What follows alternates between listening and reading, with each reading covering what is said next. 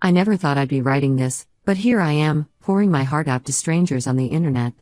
My name is Todd, 28F, and I have an identical twin sister named Stacy, 28F.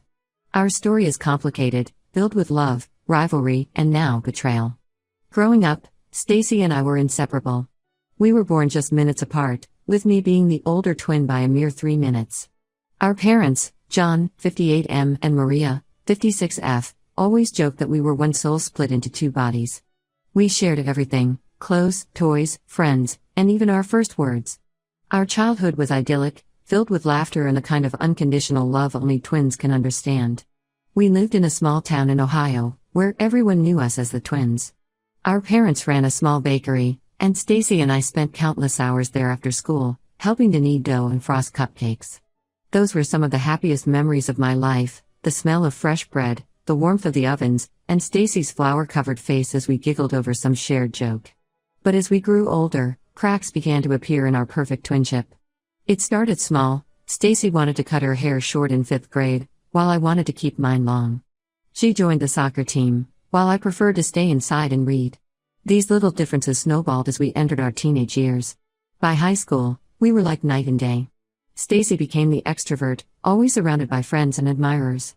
She was bold, adventurous, and seemed to excel at everything she tried. I, on the other hand, became more introverted. I focused on my studies, joined the debate team, and spent my weekends volunteering at the local animal shelter. Our different paths led to tension at home. Our parents tried to treat us equally, but it was clear they struggled. They praised Stacy for her athletic achievements, then awkwardly tried to find something to compliment me on. I knew they loved us both, but I couldn't help feeling like I was living in Stacy's shadow. The real turning point came during our senior year of high school. Stacy was nominated for prom queen, while I was passed over for valedictorian despite having the highest GPA. I was devastated, and for the first time, I felt real resentment towards my twin. The night of the prom, I faked being sick and stayed home. Stacy went on to win prom queen, and I spent the night crying in my room, feeling like I'd lost not just an award, but my identity as well. After graduation, we both got accepted to State University. I was excited at first, thinking this might be a chance for us to reconnect. But Stacy had other plans. She joined a sorority and quickly became one of the most popular girls on campus. I threw myself into my studies, determined to carve out my own path. It was during my junior year that I met Herman, 29M. We were paired up for a project in our advanced economics class. Herman was everything I'd ever wanted in a partner: intelligent, kind, and with a quirky sense of humor that matched my own. We started spending more time together, studying late into the night and grabbing coffee between classes. I knew I was falling for Herman, but I was hesitant to act on my feelings. Years of living in Stacy's shadow had left me with little confidence. But one night, at a campus party I'd reluctantly attended, I saw Herman across the room. Maybe it was the 2 glasses of wine I'd had, or maybe it was just years of pent-up desire to step out of Stacy's shadow, but I found the courage to approach him. We talked for hours that night, about everything from our childhood dreams to our fears for the future. As the party wound down, Herman leaned in and kissed me. It was magical, like something out of a movie. We started dating soon after. What I didn't know was that Stacy had also noticed Herman. She'd seen us together at the party and, according to her friends, had been furious. I found out later that she'd had a crush on Herman for months but had never acted on it. When Stacy found out Herman and I were dating, she exploded. She accused me of stealing him from her, of always taking what she wanted. I tried to reason with her, reminding her that she'd never even spoken to Herman, but she wouldn't listen. She started spreading rumors about me around campus, telling people I was a backstabber and a terrible sister. Our relationship, already strained, completely fell apart. We stopped speaking entirely. Even when we were home for holidays, we'd avoid each other, making our parents' lives miserable as they tried to mediate between us. After graduation, Herman and I moved to Chicago for work. Stacy stayed in our hometown, taking over our parents' bakery. Years passed, and Stacy and I remained estranged. I tried to reach out a few times, sending birthday cards or Christmas gifts, but they always came back unopened. 5 years after graduation, Herman proposed to me during a surprise trip to Paris. It was everything I'd ever dreamed of: a candlelit dinner, the Eiffel Tower sparkling in the background, and the man I loved on one knee. I said yes without hesitation. As we started planning our wedding, I couldn't help but think about Stacy. Despite everything that had happened, she was still my twin sister. I missed her, missed the bond we used to have. After much deliberation, I decided to extend an olive branch and invite her to the wedding. I sent the invitation with a handwritten note, explaining how much I missed her and how I hoped we could start to rebuild our relationship. Weeks passed with no response, and I began to lose hope. But then, a month before the wedding, I received a call from Stacy. She apologized for her behavior in college and said she regretted letting a guy come between us. She asked if she could not only attend the wedding but help with the preparations. I was cautiously optimistic, hoping this could be a chance for us to repair our broken relationship. The weeks leading up to the wedding were a whirlwind of activity. Stacy and I started talking more, sharing details about our lives that we'd missed over the years. It felt good, like we were finally finding our way back to each other. The day before the wedding, Stacy asked to speak with me privately. We went to my childhood bedroom, which was still decorated with posters and photos from our teenage years. Stacy broke down in tears, apologizing again for her past behavior. She said she'd been jealous and insecure, always feeling like she was competing with me. I was touched by her sincerity and forgave her. We hugged and cried together, feeling like we were finally reconnecting after all these years. On the morning of the wedding, I woke up feeling excited and nervous. As I was getting ready, Stacy offered to go pick up my bouquet from the florist. I thought nothing of it and thanked her for the help. Hours passed, and Stacy didn't return. I started to panic. The ceremony was supposed to start in less than an hour, and I had no bouquet and no twin sister. I tried calling her phone, but it went straight to voicemail. That's when I noticed something was missing from my room, my wedding dress. Reality hit me hard. Stacy hadn't changed at all. Her apology, her offer to help, it was all part of an elaborate plan. She had stolen my wedding dress and disappeared, leaving me with nothing to wear on my wedding day. I broke down crying, feeling betrayed and humiliated. How could I have been so naive? How could I face Herman and all our guests? As I sat there, surrounded by bridesmaids trying to comfort me, I realized this was more than just about a ruined wedding. This was about years of rivalry, jealousy, and unresolved issues between Stacy and me. Now, I'm sitting here, writing this post instead of walking down the aisle. Herman is furious, our guests are confused, and I'm torn between anger and heartbreak. I don't know what to do. Should I try to salvage this wedding somehow? Should I press charges against Stacy for theft? Or should I just accept that my relationship with my twin sister is beyond repair? I need advice, Reddit. How do I move forward from here? Update 1, it's been a month since the wedding disaster, and I'm still trying to process everything that's happened. First, I want to thank everyone for their support and advice. Your comments really helped me gain perspective on the situation. After the initial shock wore off, Herman and I decided to postpone the wedding rather than try to salvage it that day. We sent our guests home with apologies and promises to reschedule. Herman was incredibly understanding and supportive throughout the whole ordeal, which only made me love him more. As for Stacy, she disappeared completely. Her phone was turned off, and none of our family or friends knew where she was. Our parents were beside themselves with worry. They kept calling me, asking if I'd heard from her, blaming themselves for not noticing how bad things had gotten between us. I was torn between worry and anger. Part of me wanted to file a police report for the theft of my wedding dress, while another part just wanted to forget she existed.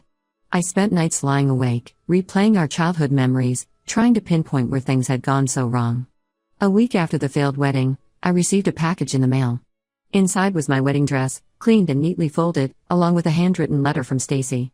The letter was long and rambling, filled with apologies and explanations. She wrote about how seeing me happy with Herman had brought up all her old feelings of jealousy and inadequacy. She claimed she never intended to actually wear the dress or ruin the wedding, but had panicked at the last minute and ran away. She went on to explain that she'd always felt like she was living in my shadow, despite her outward success. While I saw her as the popular, confident twin, she saw herself as constantly striving to measure up to my academic achievements and quiet confidence. She wrote about how she'd struggled with depression and anxiety for years but had hidden it behind a facade of cheerfulness and popularity. I didn't know how to feel about her explanation. On one hand, I was relieved to have my dress back and to know that Stacy was safe. On the other, her actions had caused so much pain and embarrassment. I showed the letter to Herman, and we had a long talk about what to do next. We decided to give Stacy one last chance to make things right. I called her and asked her to meet us at a neutral location, a coffee shop in our hometown. To my surprise, she agreed. The meeting was tense and emotional. Stacy looked terrible, like she hadn't slept in days. She broke down crying almost immediately, repeating her apologies and begging for forgiveness. Herman, always the level-headed one, suggested that we all attend family counseling together to work through our issues. Stacy agreed readily, seeming desperate to make amends. Over the next few weeks, we attended several counseling sessions. Our parents joined us for some of them, and it was eye-opening to see how our rivalry had affected the whole family. Mom admitted that she'd always favored Stacy, seeing her as the more fragile twin who needed more support. Dad, on the other hand, said he'd always been closer to me, appreciating my quieter nature that matched his own. These sessions were hard and often uncomfortable, but we started to make progress. Stacy opened up about her feelings of always being in my shadow, how she felt I always got everything she wanted. I shared my own feelings of hurt and betrayal, not just from the wedding incident but from years of her hostility. We talked about our childhood, about the little moments that had driven wedges between us. Like the time in middle school when Stacy had a crush on a boy, only to find out he liked me instead. Or the time I won a writing contest that Stacy had also entered, leading to weeks of cold silence between us. Through these sessions, we began to understand each other better. We weren't solving all our problems overnight, but we were at least communicating honestly for the first time in years. As for the wedding, Herman and I decided to plan a smaller, more intimate ceremony.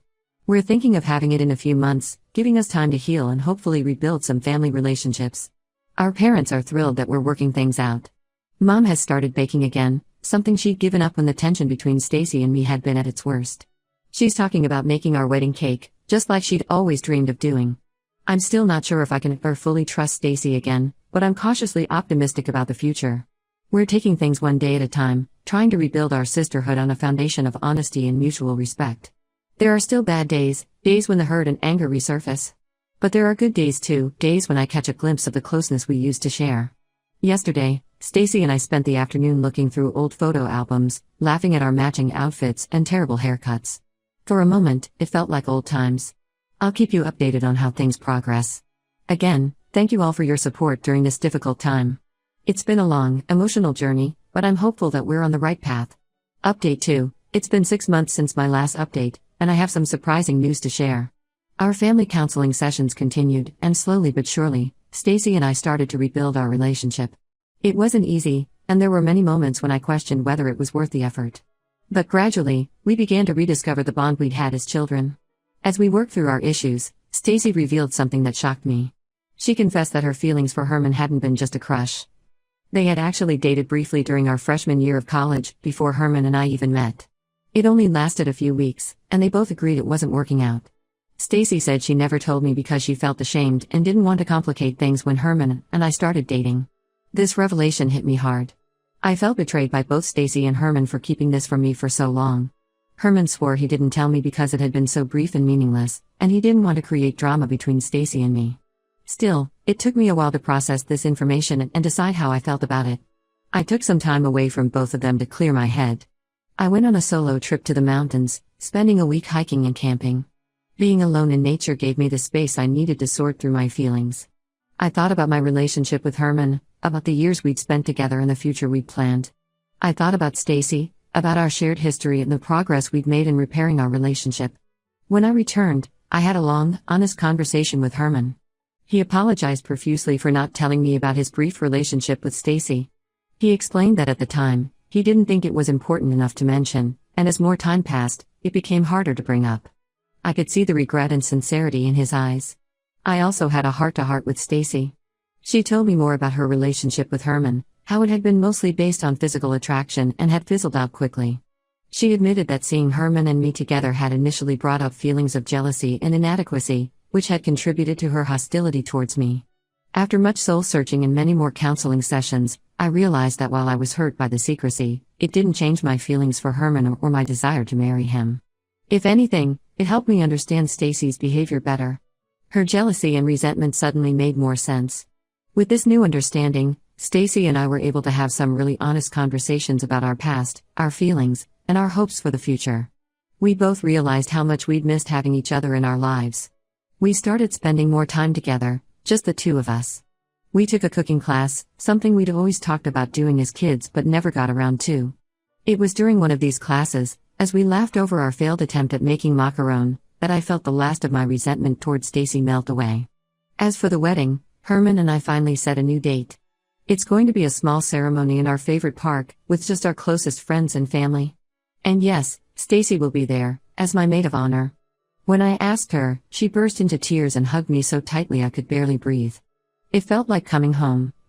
I know some people might think I'm crazy for forgiving her after what she did, but I truly believe we've both grown and changed. We're not the Stacy people we were 6 months ago, let alone in college. We're adults now, capable of acknowledging our mistakes and working to be better. Of course, trust is still a work in progress. But I'm hopeful for our future as sisters and friends. Life is too short to hold on to grudges, especially against your twin. We've started a new tradition of having weekly sister dates, where we try new restaurants or just hang out and talk. It's been wonderful rediscovering each other as adults. The wedding is in 2 weeks, and I'm both excited and nervous. But this time, I know Stacy will be by my side, supporting me, just like she should have been all along. Our parents are over the moon, thrilled to see their daughters reunited. Mom's been busy baking up a storm, determined to make the perfect wedding cake. I'll update you all after the wedding. Wish us luck. Update 3, the wedding day finally arrived, and I'm happy to report that it went off without a hitch. It was a beautiful, sunny day in the park, and everything felt perfect. Stacy was true to her word and was an amazing maid of honor. She helped me get ready, calming my nerves and making sure everything was perfect. As we stood together in front of the mirror, both of us in our dresses, I was struck by how right it felt to have her there with me. The ceremony was beautiful in its simplicity. Herman and I exchanged our vows under a canopy of trees, surrounded by our closest friends and family. As I looked into his eyes, I knew I was making the right decision. All the drama and pain of the past year melted away, replaced by love and hope for our future together. Stacy stood beside me throughout the ceremony, holding my bouquet and discreetly passing me tissues when I got teary-eyed during the vows. When it came time for the ring exchange, she handed them over with a warm smile and a gentle squeeze of my hand. The reception was small but joyful. Our parents beamed with pride, looking happier than I'd seen them in years. Mom's wedding cake was a masterpiece, a 3-tiered creation decorated with intricate sugar flowers that looked almost too beautiful to eat. One of the most touching moments came during the speeches. Stacy stood up to give her maid of honor toast, and I held my breath, not quite sure what to expect. But her words were heartfelt and moving. She spoke about our childhood, the good times and the bad, and how grateful she was for this second chance at being sisters. There wasn't a dry eye in the house by the time she finished. Herman and I had our first dance to the Stacy song our parents danced to at their wedding, a tribute to the enduring nature of love. As we swayed to the music, I caught sight of Stacy dancing with our dad, both of them laughing at some shared joke. As the night wore on, Stacy and I even did our old twin telepathy party trick, much to everyone's amusement. We perfected it as kids, and it felt good to fall back into that easy synchronicity. The evening wasn't without its emotional moments. At one point, I found Stacy sitting alone, looking pensive. When I asked her what was wrong, she admitted that she was feeling a mix of happiness and regret, happy for me, but regretting the years we'd lost to our rivalry. We ended up hugging and crying together, promising to never let anything come between us again. As Herman and I prepared to leave for our honeymoon, Stacy pulled me aside for a private moment. She thanked me for giving her another chance and promised to be the sister I deserved from now on. We hugged tightly, both of us crying happy tears. It felt like we'd come full circle, finally healing the wounds of the past. Herman and I are now on our honeymoon, enjoying the beach and each other's company. I feel like I'm starting this new chapter of my life with a clean slate, a loving husband, a repaired relationship with my twin, and a heart full of hope for the future. When we return, Stacy and I have plans to revive our parents' old bakery together. We're going to combine her business savvy with my baking skills and turn it into something special. It feels right, like we're honoring our past while building our future. As I sit here on the beach, watching the sunset with Herman, I can't help but reflect on the journey that brought me here. It wasn't easy, and there were times when I thought I'd lost everything. But through it all, I've learned the value of forgiveness, the strength of family bonds, and the power of second chances. Thank you all for following this crazy journey with me. Your support and advice helped me navigate one of the most challenging periods of my life. Here's to new beginnings, the power of forgiveness, and the unbreakable bond of sisterhood.